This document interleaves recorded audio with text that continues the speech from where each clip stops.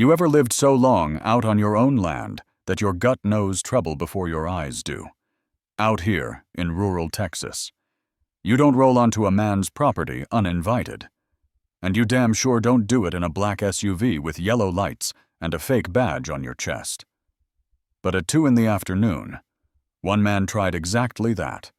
He called himself Director of Community Patrol. He said my fence was wrong. He said my truck was an eyesore. He said I needed to comply with community standards. I told him this land wasn't part of his community. He smiled and wrote something in his notebook.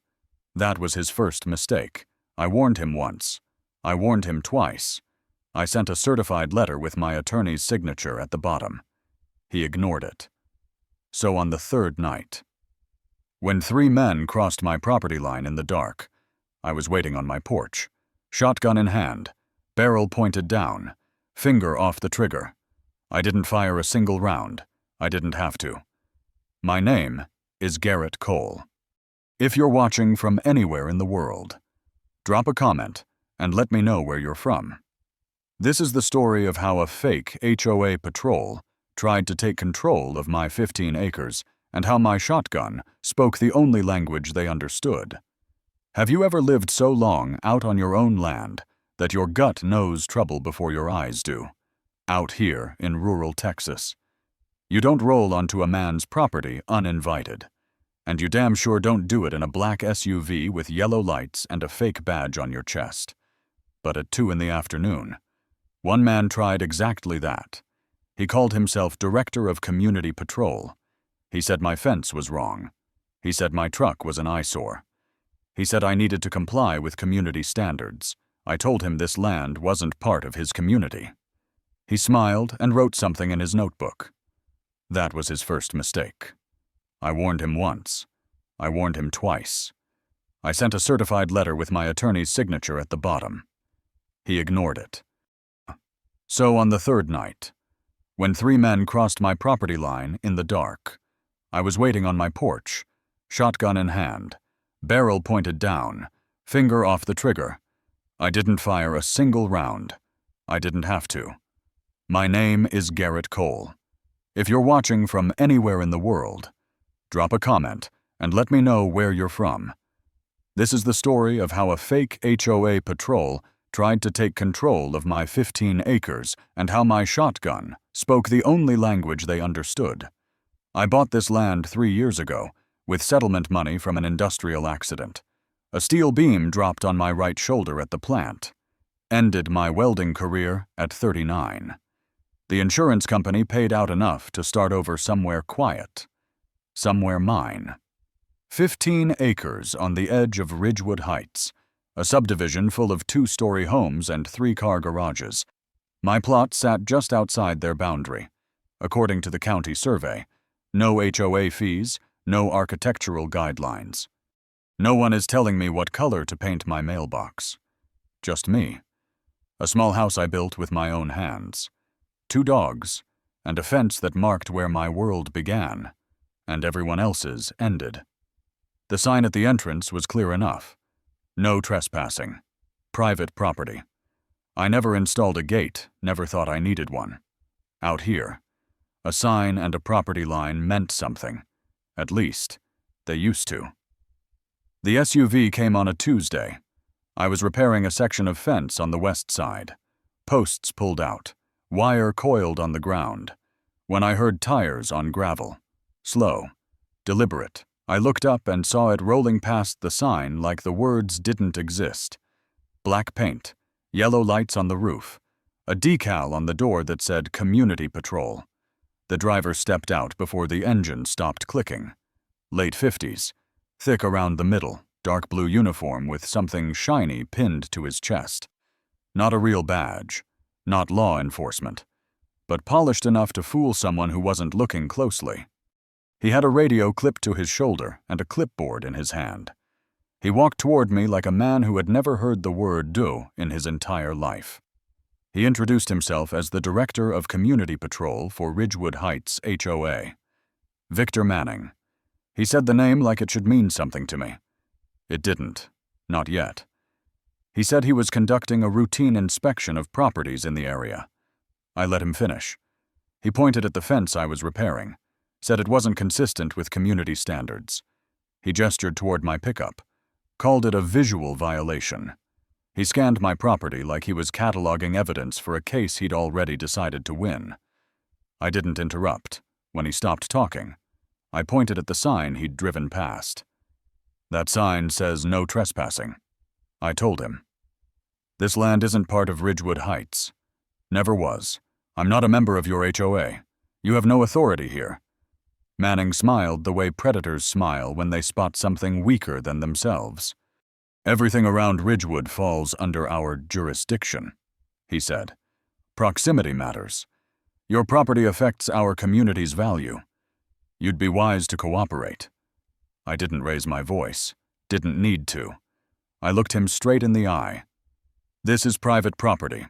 You're standing on it without my permission. This is your first and only warning. Leave now. He held my gaze for a long moment, then pulled out his phone. He took 3 photographs. My house, my truck, my face. Then he wrote something in his notebook.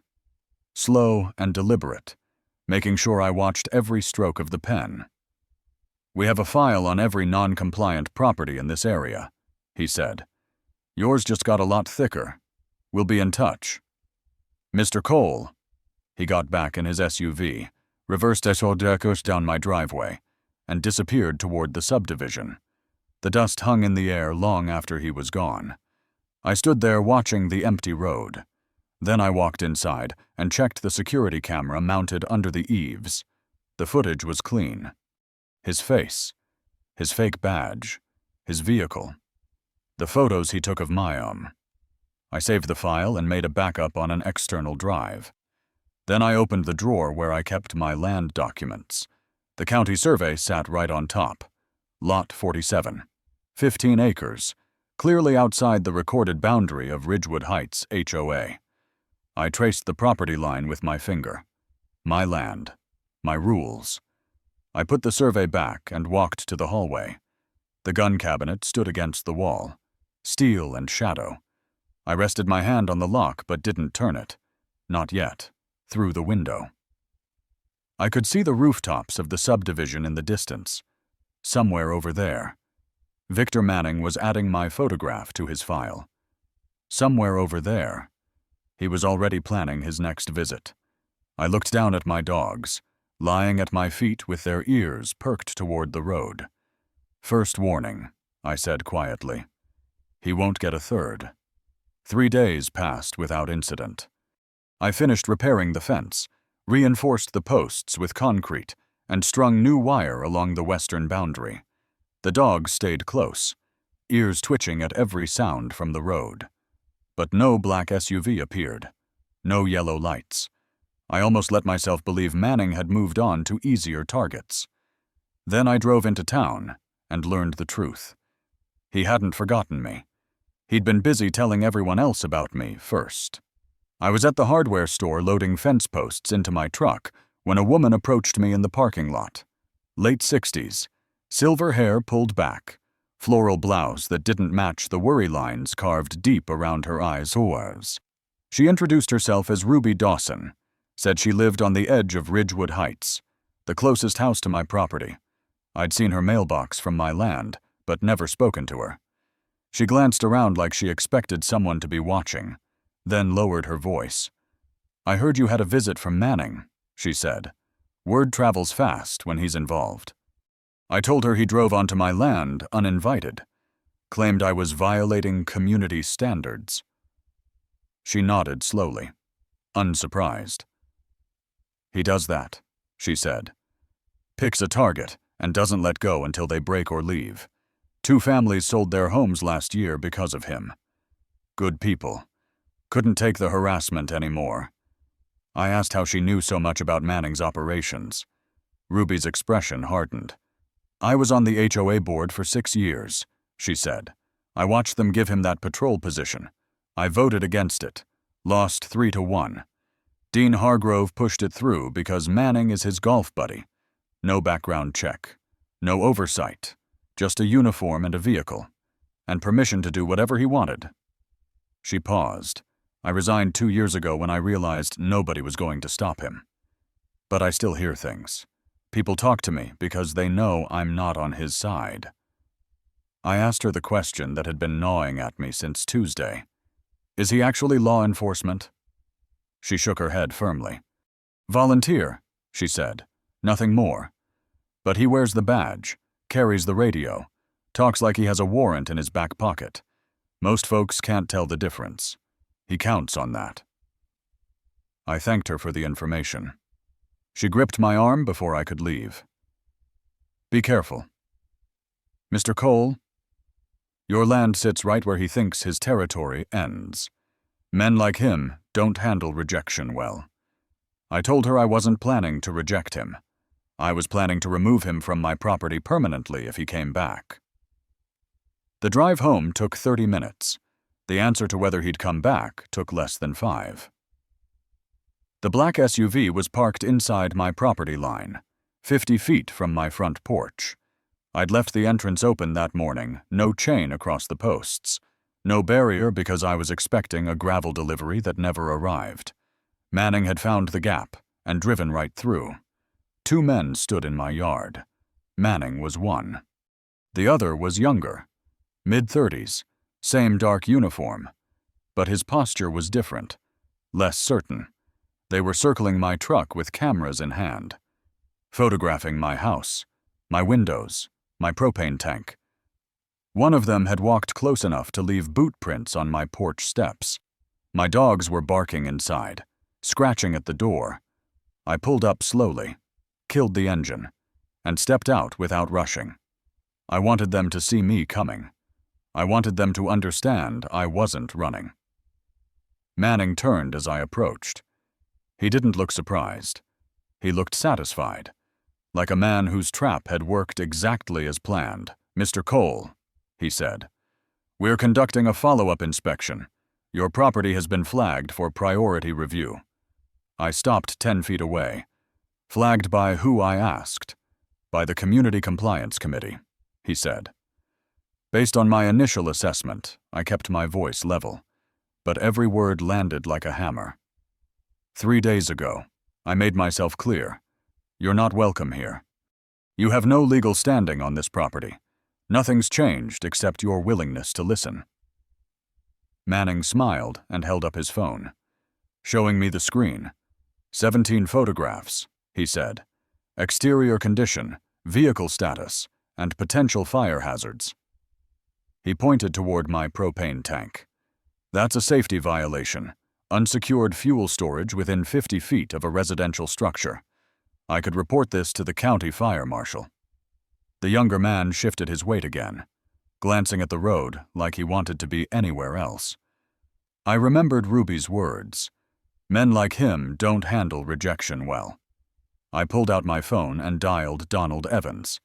He answered on the second route ring. Donald, I said, keeping my eyes locked on Manning. I need a formal trespass warning drafted immediately. Victor Manning and Associates have entered my property again without permission. Certified mail. Signature required. Copies to the county sheriff and the HOA board of directors. I want it sent today. As I spoke, I watched Manning's face transform. The smugness cracked first a twitch at the corner of his mouth, a flicker in his eyes.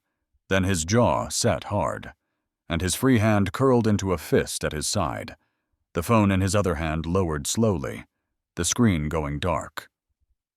When I hung up, I took 1 step closer to him. That was my attorney, I said. You'll receive legal notice within 48 hours. After that. Setting foot on this land becomes a criminal offense under the Texas Penal Code. Class B misdemeanor. Class A if you come at night or make threats. I suggest you leave while you still have options. Manning's voice dropped low, almost a whisper. You think lawyers scare me. Cole, I've buried better men than you in paperwork. I've made families pack up and run. You're nothing but a name in a file. I didn't flinch. And you're nothing but a man standing on ground that doesn't belong to him. Last chance. Walk away. He stared at me for a long moment. then jerked his head at the younger man. "Let's go, Tony." They climbed into the SUV. Before Manning pulled the door shut, he leaned out and pointed at me. "This isn't over. Not by a long shot." The engine roared. Gravel sprayed. They were gone. I stood in the silence they left behind, then walked inside and reviewed the camera footage. Every frame preserved. Every threat recorded. I called Sheriff Eugene Holt and gave him the full report. He listened without interrupting. When I finished, he exhaled slowly. "Victor Manning," he said. "I've had 12 complaints about him in 2 years, but nobody's ever pushed back hard enough to make it stick. I told him I intended to be the first. He told me to document everything and call the moment Manning crossed my line again. I hung up, looked at my dog still pacing by the door, and said it out loud. Second warning. One more chance to walk away. He won't take it. Men like him never do." The trespass warning arrived at Victor Manning's address 4 days later. Certified mail. Signature required, I know, because Donald Evans called me the moment the delivery confirmation came through. He signed for it himself. Donald said, "No proxy, no refusal. He knows exactly what he's holding." I asked what came next. Donald's answer was simple. "Now we wait. If he sets foot on your property again, it's not a civil matter anymore. It's criminal." Texas Penal Code Section 30.05. Class B misdemeanor for daytime entry after written notice.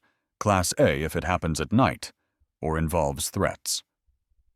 I thanked him and hung up. Then I went outside and installed 2 new cameras, one at the entrance facing the road, one on the corner of the house covering the side yard. I wanted every angle, every second. If Manning came back, I'd have footage clear enough to put in front of a judge for the next week. He didn't come back. But he didn't disappear either. He found other ways to remind me he was watching. The first sign came 3 days after the warning letter. I opened my mailbox at 6 in the morning and found an envelope from the Ridgewood Heights HOA. No stamp, no postmark. Someone had driven out before dawn and slipped it in while I slept. Inside was a single sheet titled Community Concern Notice. It listed my address and described complaints from unnamed residents, unsightly vehicle storage, inconsistent fencing, unverified nighttime activity. At the bottom, a signature, Dean Hargrove, HOA President. I recognized the game immediately. Manning couldn't set foot on my land anymore, so he was using the HOA as his proxy. Official letterhead, unofficial harassment. The pressure took different forms over the following days. 2 mornings later, I found a photocopied flyer tucked under my truck's windshield wiper. It showed a grainy image of my house taken from the road, with text warning residents about unregulated properties that threaten community safety.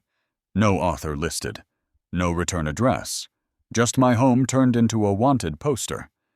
Then came the phone calls, blocked numbers, always in the evening. No one spoke when I answered. Just silence for 10 seconds. Then a click. On the 5th night, someone left a dead possum at the end of my driveway. I buried it without comment, but I saved the footage of the white pickup that dropped it off. The license plate was mud-covered. Deliberate. Every act is designed to unsettle me without leaving clear evidence. I called Sheriff Eugene Holt after the possum incident. He listened to my report, then explained the legal reality in plain terms. "Manning hasn't set foot on your property since the warning," he said. "Driving past on a public road isn't trespassing. Leaving anonymous flyers isn't a crime, unless we can prove who did it. Even the dead animal without a clear plate or a witness. It's circumstantial. I've got a pattern of behavior, but patterns don't make probable cause." He paused. "My hands are tied until he crosses the line clearly. When he does, call me. I'll be there in 10 minutes. I thanked him and hung up, understanding what he meant. The law couldn't act on suspicion. It needed a moment, a clear violation. I just had to survive until Manning gave me one. Ruby called me on the 8th day. Her voice was tight and low. He's talking about you at the board meetings, she said. Calls you a threat to community safety. Says you confronted him with aggressive behavior. He's building a case. Mr. Cole, making you the villain before anyone hears your side. I asked how she knew what happened in closed meetings. Ruby let out a dry laugh. I may have resigned from the board, but I still have friends who attend. Martha Simmons takes notes on everything and calls me after every session. She thinks Manning is dangerous. 2. Just not brave enough to say it out loud. I asked if anyone was pushing back against him. Some are starting to ask questions, she said. They've seen him target people before, but Dean Hargrove controls the agenda, and he backs Manning completely, until that changes. Nothing changes. I told her I didn't plan to wait for the board to grow a spine. She paused. Just be careful. When Manning feels cornered, he doesn't retreat. He charges. I asked Donald Evans to dig deeper into Manning's past. He called back 2 days later with a folder's worth of information. Manning had worked as a security guard at a shopping mall in Harris County until 2018. Terminated for excessive force against a teenager. No charges filed. But the incident was documented in his personnel file. A year later, he caught a harassment charge in the same county. Misdemeanor. Pled down to a fine and 6 months probation. He moved to this area in 2020 and volunteered for the Ridgewood Heights Patrol within 3 months of arrival. The HOA board never ran a background check. Dean Hargrove vouched for him personally, and that was enough. I saved the documents and locked them in my desk. 3 nights later, I got a call I wasn't expecting, Ruby's voice. But different this time. Tense. Careful. There's someone who wants to talk to you, she said. His name is Tony Vance. He's been part of Manning's patrol for 8 months. I remembered the younger man from the second confrontation, the one who looked uncomfortable, the one whose eyes kept drifting toward the road, like he wanted to disappear. Ruby continued. He came to my house last night. Said he couldn't sleep. Said he's been watching Manning escalate for weeks. And it's eating at him. He's not ready to go public. But he wants to talk to you first. I asked her to set up a meeting somewhere outside Ridgewood. She said she already had. I met Tony at a diner 2 towns over the next morning. Neutral ground. No familiar faces. He arrived 10 minutes late, wearing jeans and a flannel shirt instead of the patrol uniform. He looked younger without the badge, younger and exhausted. He sat across from me and didn't bother with pleasantries. I joined the patrol because I thought I was doing something useful, he said. I'm a veteran. I understand structure. Manning talked about protecting property values, keeping the neighborhood safe. It sounded real. I asked when it stopped sounding real. Tony stared at his coffee for a long moment.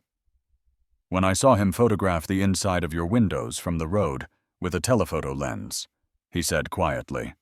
When I heard him laugh about making families sell their homes. When I realized the badge was fake, and the authority was something he made up in his own head. I asked what he wanted from me. He met my eyes. Manning is planning to come back to your property. He's been talking about it for over a week. Says he needs to teach you a lesson. He's bringing a 3rd man this time, someone new. Someone who doesn't know the history. They're coming at night. I asked when. Tony shook his head. He won't say exactly. Keeps the timing vague, even around his own people. I think he's paranoid someone will tip you off. He's right to be paranoid. But it's happening soon. Tomorrow night. Maybe the night after. I leaned forward. And what are you going to do? Tony was quiet. Then he said I'm not going with them. And if the sheriff needs someone to explain what Manning's really been doing. I'll talk. I'll testify if it comes to that. I nodded once. That's all I needed to hear. I drove home and made my final preparations. Checked every camera. Replaced every battery. Called Sheriff Holt and told him I had credible information that Manning planned to trespass again at night, with multiple individuals. The sheriff said he couldn't station a deputy on my property without an active crime in progress, but he'd have a unit ready to roll the moment I called 911. I thanked him and hung up. Then I walked to the gun cabinet, turned the key, and pulled out the Remington 870. 12-gauge, pump action, legal, registered. I loaded it with buckshot and set it by the front door. On the kitchen table, I left a handwritten note, trespass warning, sent certified mail, and acknowledged by the recipient. Security cameras are recording. Homeowner armed in lawful defense of property, per Texas. Penal Code, Chapter 9. I wrote it for a reason.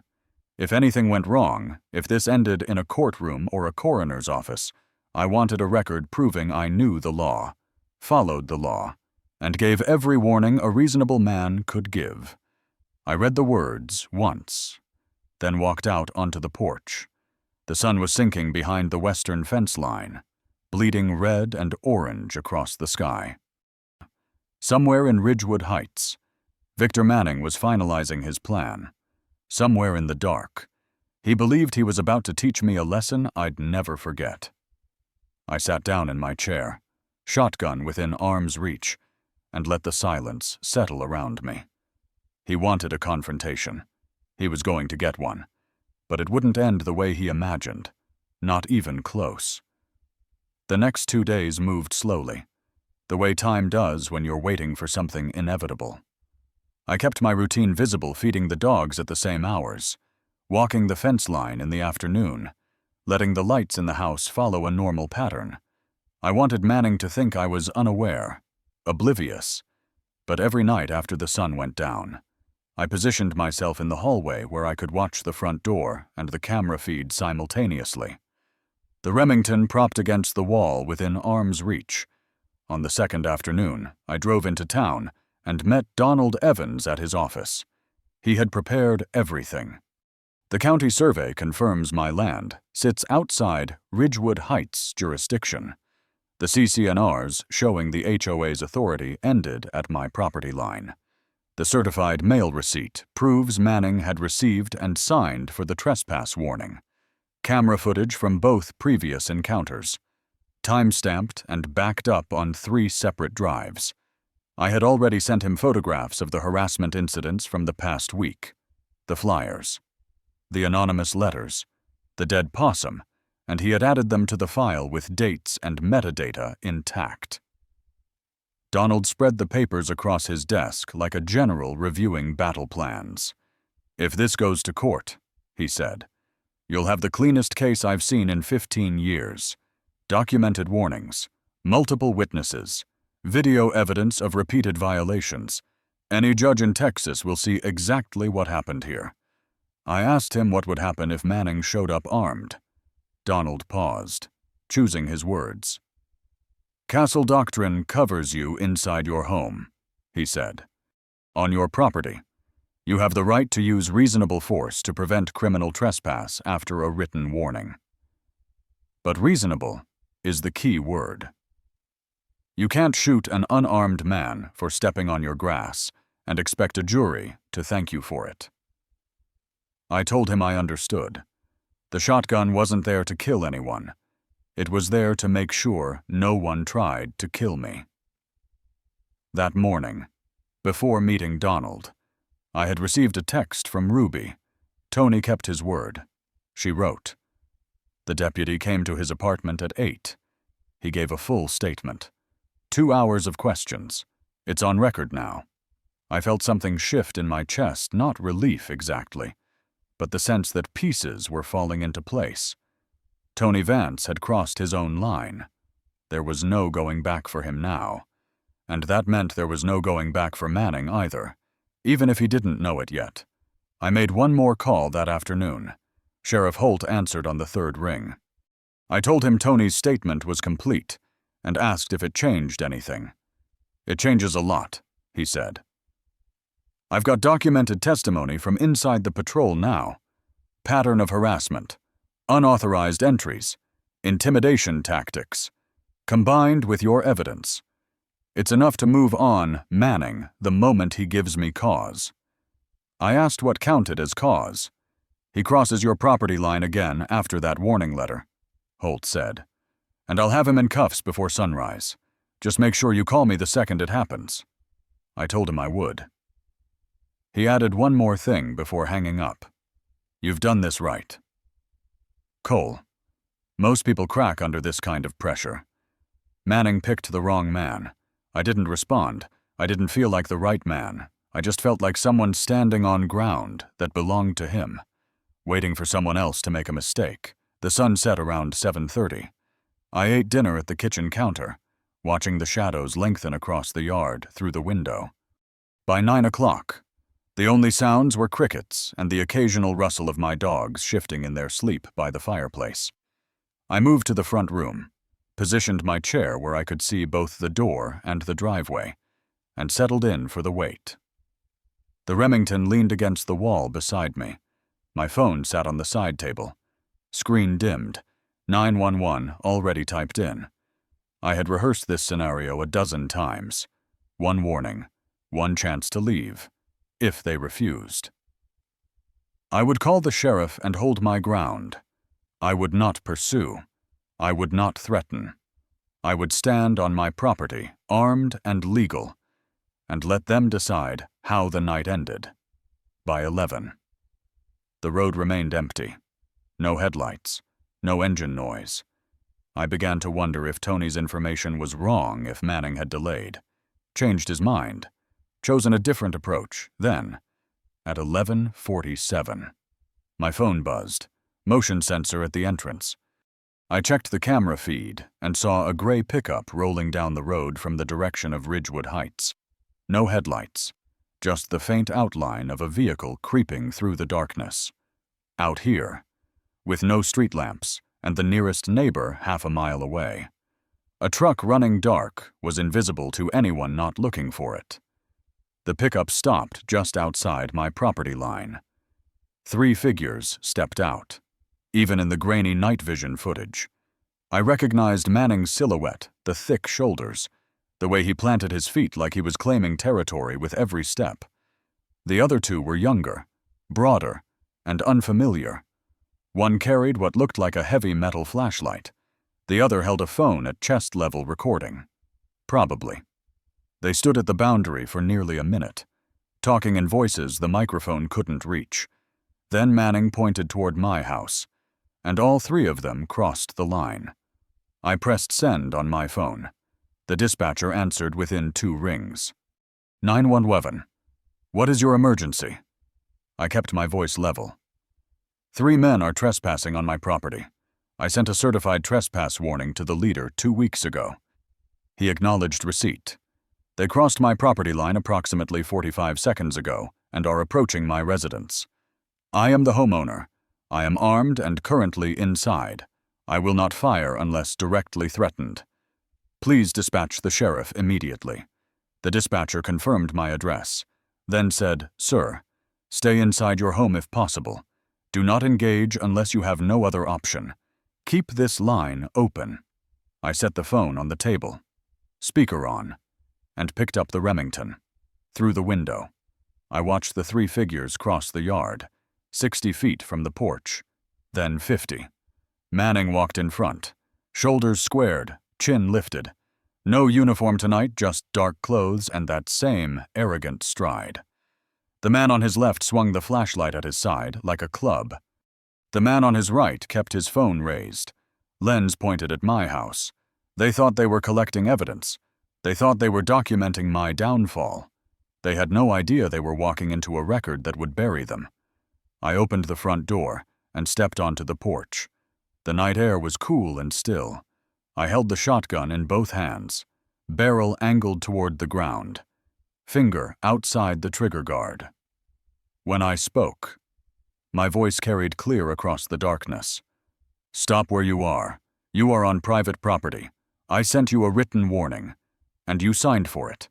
This is your one chance to turn around and leave before the sheriff arrives." Manning stopped. The other 2 hesitated, glancing at him for direction.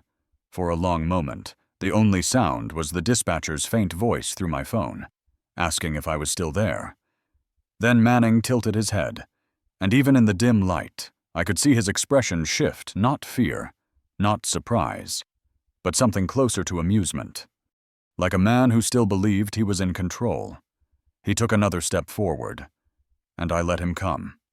Manning stood 40 feet from my porch, flanked by 2 men I had never seen before. The one on the left was built like a linebacker, a heavy metal flashlight hanging loose at his side. The one on the right held his phone at chest level, screen casting a faint glow across his jaw. They had stopped when I spoke, but they hadn't moved back.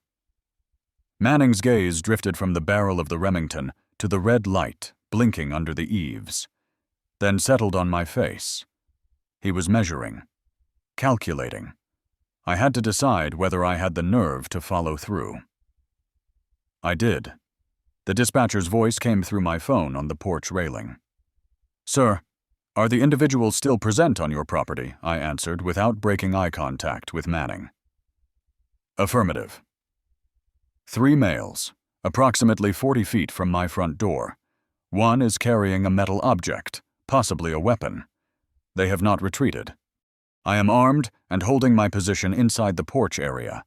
The dispatcher responded immediately. "Stay where you are." "Sir, do not approach them. Keep the line open and avoid escalation if possible. Units are 7 minutes out. 7 minutes.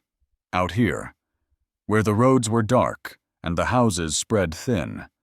7 minutes was a lifetime." Manning broke the silence. His voice rolled across the yard, smooth and rehearsed, like a politician at a podium. "Cole," he said, "you're overreacting. We're here to conduct a welfare check. Neighbors reported unusual activity on your property. We're trying to help." I let him finish. Then I spoke, keeping my tone flat. "Welfare check. At midnight, after you signed a certified letter warning you to stay off my land. After 3 weeks of anonymous flyers, threatening letters, and a dead animal dumped at the end of my driveway." I paused, "all of which is documented and sitting in my attorney's office. By the way, time-stamped, photographed, ready for court." The linebacker shifted his weight, glancing at Manning. The phone guy lowered his screen an inch, uncertainty creeping into his posture. They hadn't expected this. They had expected a scared man with a gun, someone they could provoke into making a mistake. Instead, they found a man with a file. Manning tried again, spreading his hands in a gesture of false openness. "There's no need for lawyers," he said. "We can settle this like neighbors. Just put the gun down, and we can talk." I shook my head slowly. "We're past talking. You're trespassing. That's Texas Penal Code 30.05. You did it at night, which makes it a Class A misdemeanor. You brought 2 people with you, which could constitute conspiracy. And every second of this is being recorded, not just by your friend's phone, but by 4 cameras that have been running since you stepped out of that truck." The truck, I noted silently, had rolled in with its headlights off. Out here, with no street lamps and the nearest property line half a mile east. A vehicle running dark was just another shadow. No one would have seen them coming. No one except me. The dispatcher's voice cut through again. "Sir, can you confirm the suspects have not attempted to enter your residence?" "Confirmed," I said. "They are still in the yard. No attempt to breach." The phone guy looked at Manning, then at the linebacker, then back at the road behind them. I could see him doing the math. Recorded footage. Sheriff en route. A homeowner who clearly knew the law. Whatever Manning had promised him. It wasn't worth this. Manning sensed the shift. His calm facade began to crack. "You think you're clever. Cole, you think your cameras and your paperwork scare me. I've been protecting this community for 4 years. I decide what's acceptable and what isn't. I decide who fits in and who needs to leave. And I decided the first time I saw this place that you don't belong here." There it was. The mask slipping. The real Manning underneath, not a community protector, not a volunteer keeping the neighborhood safe, but a man addicted to control. A man who couldn't tolerate being told no. I let the silence hang for a beat before responding. "You don't decide anything about this property. You're not a cop. You're not a government agent. You're a volunteer with a costume badge and a pattern of harassment that stretches back to Harris County. The mall job. The termination for excessive force. The misdemeanor you pleaded down in 2019. Manning's face went rigid. In the pale light from the porch, I watched the color drain from his cheeks.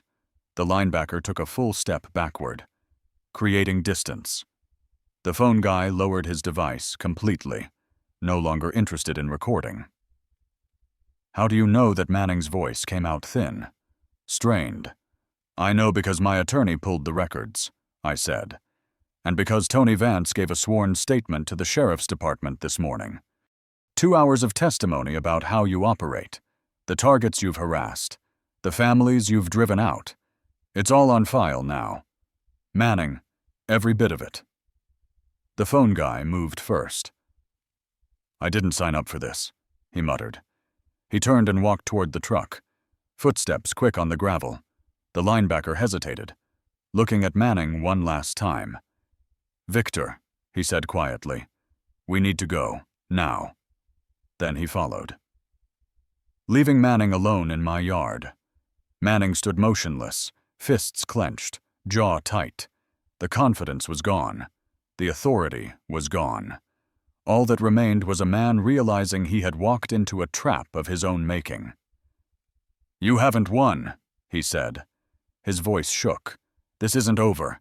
I kept my position on the porch, the Remington steady in my hands. It's over for tonight, I said. What happens tomorrow depends on whether the sheriff finds you at home or on the run.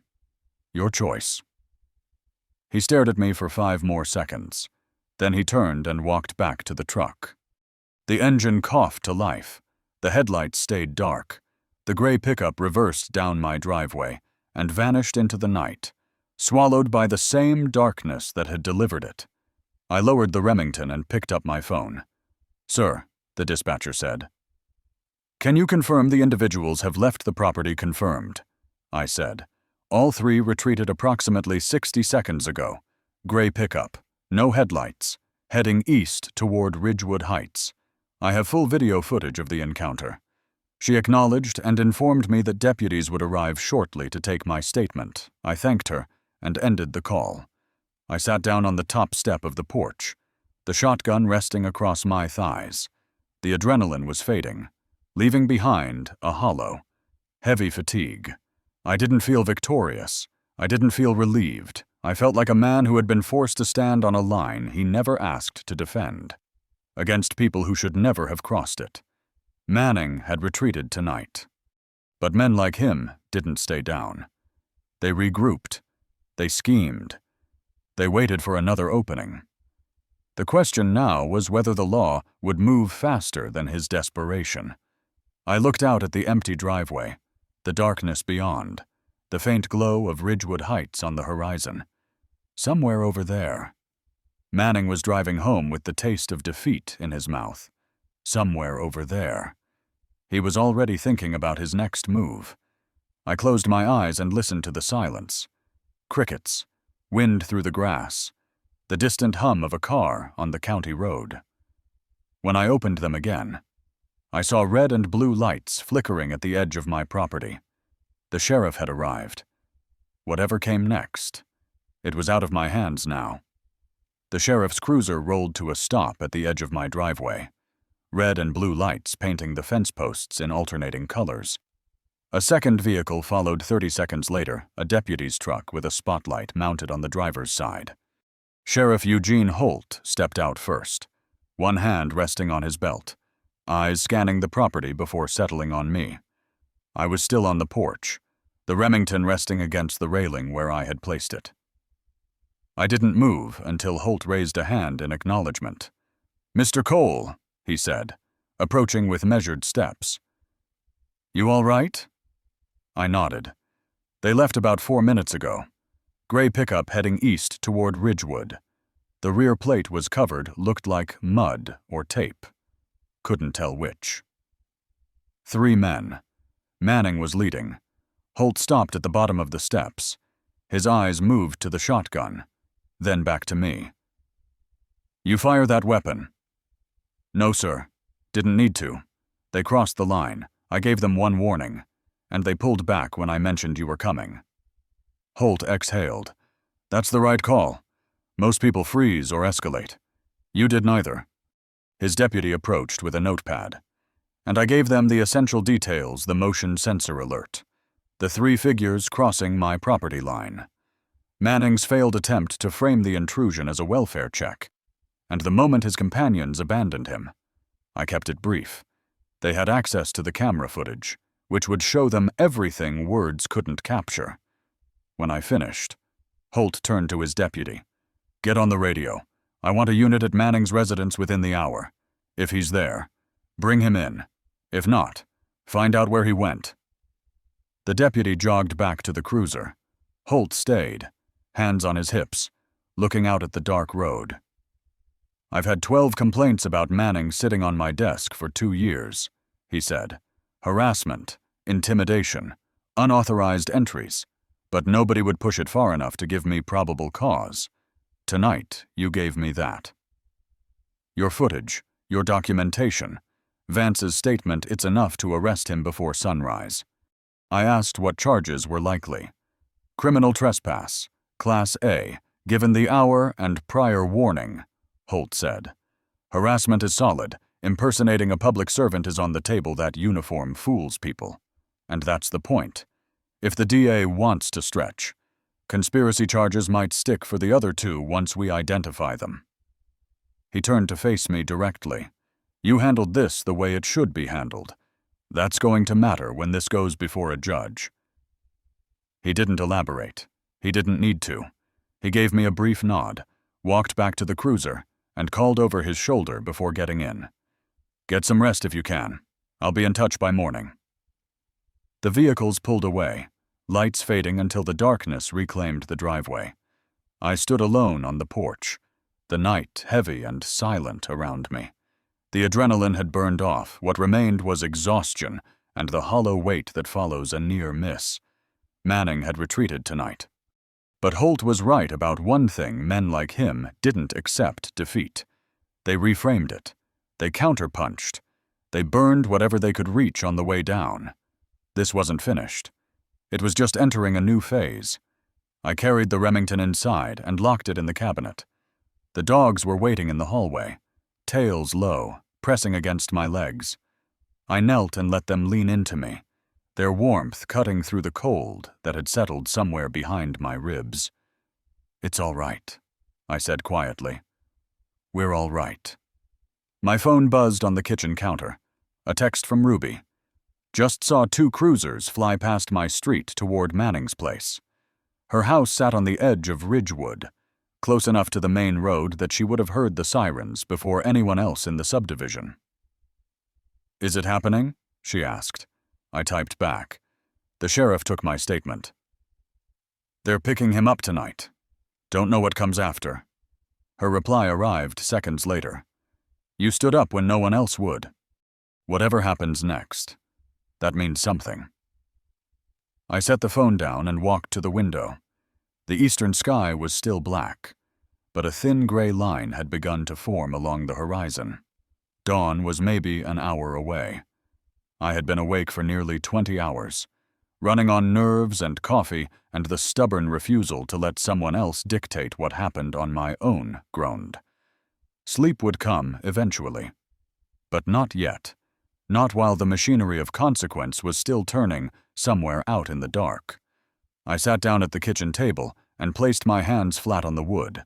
The note I had written earlier, the one documenting my legal position, was still in the drawer with the rest of my records. Every piece of paper accounted for. Every frame of footage was preserved. Every warning was delivered and ignored. I had built my case the way Donald taught me, brick by brick, document by document. Now it was the law's turn to do its part.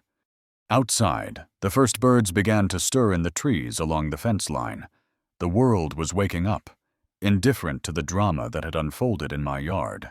In a few hours, Manning would be sitting in a holding cell, trying to explain why 3 men had crossed a property line at midnight after a certified warning told them to stay away.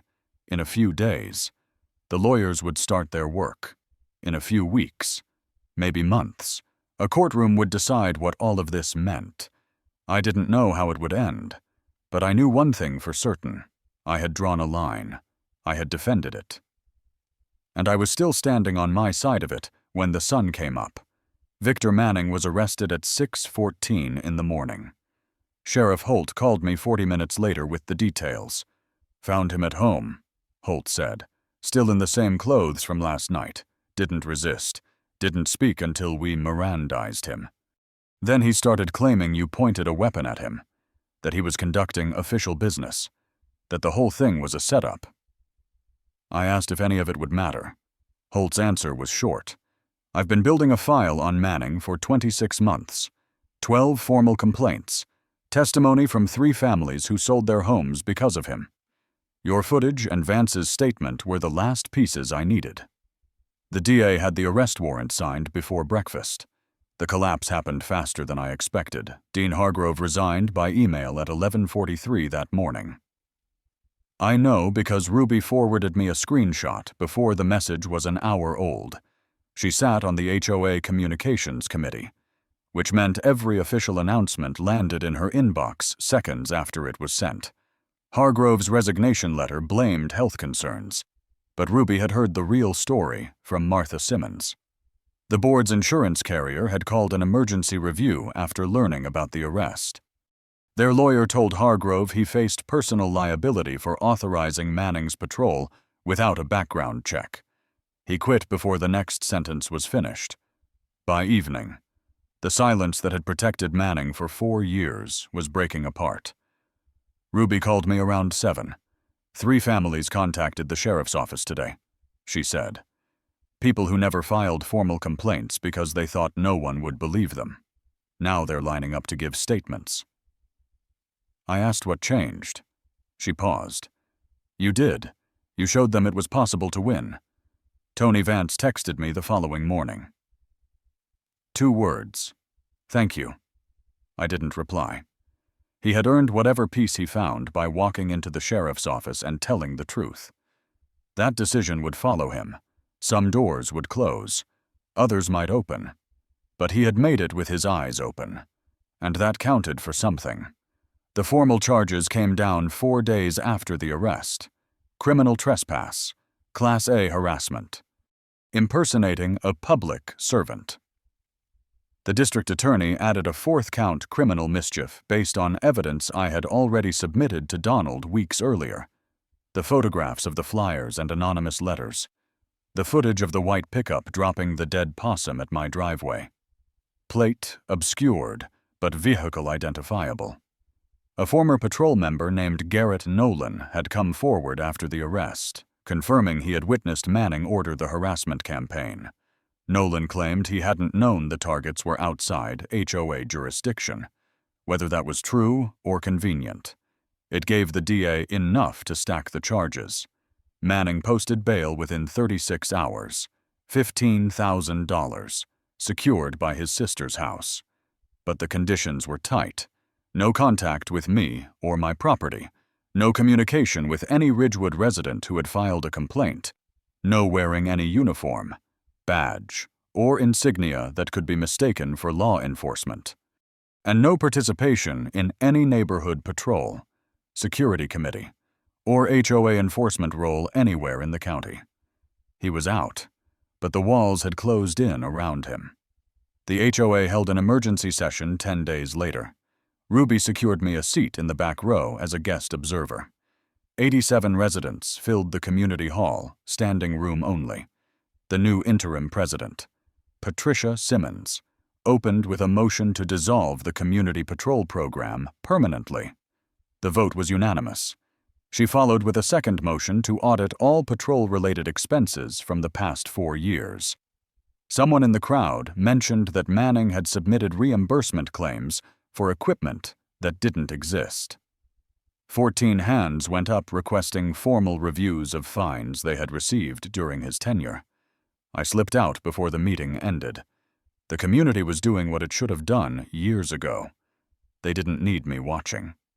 3 months later, Victor Manning stood before a judge and entered a no-contest plea to all 4 charges. His attorney had pushed for a trial, but the math was against him. 4 security cameras with unbroken footage. A signed certified mail receipt proving he had acknowledged the trespass warning. Tony Vance's sworn statement detailing years of intimidation. Garrett Nolan's corroborating testimony about the harassment campaign. And Manning's own words, captured on my porch camera, declaring that he decided who belonged in the community and who needed to leave. The judge handed down the sentence without commentary. 180 days in county jail. 90 suspended. 3 months behind bars. 24 months of probation upon release. A $5,000 fine payable to the court. And a protective order prohibiting Manning from approaching me. My property, or any residence belonging to a complainant in the case.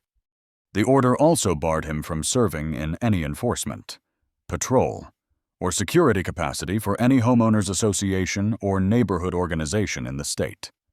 I watched the bailiff lead him out through the side door. He kept his eyes forward, shoulders rounded, hands cuffed in front of him. The man who had rolled onto my land, like he owned the air around him, now walked like someone who had forgotten how to stand straight. I felt no satisfaction, no triumph, just the quiet recognition that a line had held. Ruby caught up with me in the courthouse lobby. She was holding 2 paper cups from the vending machine down the hall. "Thought you might need something," she said, offering one. I took it. The coffee was weak and barely warm, but I drank it anyway. We stood near the window, watching the parking lot empty as the afternoon crowd dispersed. "You know," she said after a while, "when you first moved out here, folks didn't know what to think. A man on 15 acres, no family, no interest in joining anything. Some figured you were running from something." I asked what they figured now. She smiled. "Now they know you were just someone who meant what he said. That's rarer than people like to admit." I drove home with the windows down, letting the winter air fill the cab. The dogs were waiting on the porch when I pulled up, tails swinging, unbothered by courts or sentences, or anything beyond the fact that I was back. I fed them, walked the fence line one last time before dark, and sat down on the front steps with a beer I had been saving for no particular reason. The land spread out before me, flat and quiet under a sky turning purple at the edges. 15 acres I had bought, looking for stillness. What I found instead was a test of patience, of documentation, of the willingness to stand in one place and refuse to be moved. I had passed it, not because I was brave or clever, but because I had done the work. Every warning sent, every camera mounted, every file backed up and delivered to the right hands at the right time. Manning would serve his 3 months. He would emerge to a county that remembered what he had done and a legal record that followed him wherever he went. The patrol was gone. The HOA was rebuilding. And the property line I had drawn with signs, with letters, with a shotgun I never had to fire, still stood exactly where I had placed it. I lifted the bottle toward the last light, bleeding out of the sky. The dog settled at my feet, ears relaxed, breath slowing into sleep. Somewhere out there. Someone else was probably testing a boundary they shouldn't. Somewhere, another Manning was convincing himself that rules didn't apply to him. That wasn't my problem. Not tonight. Tonight. The land was quiet, and that was enough.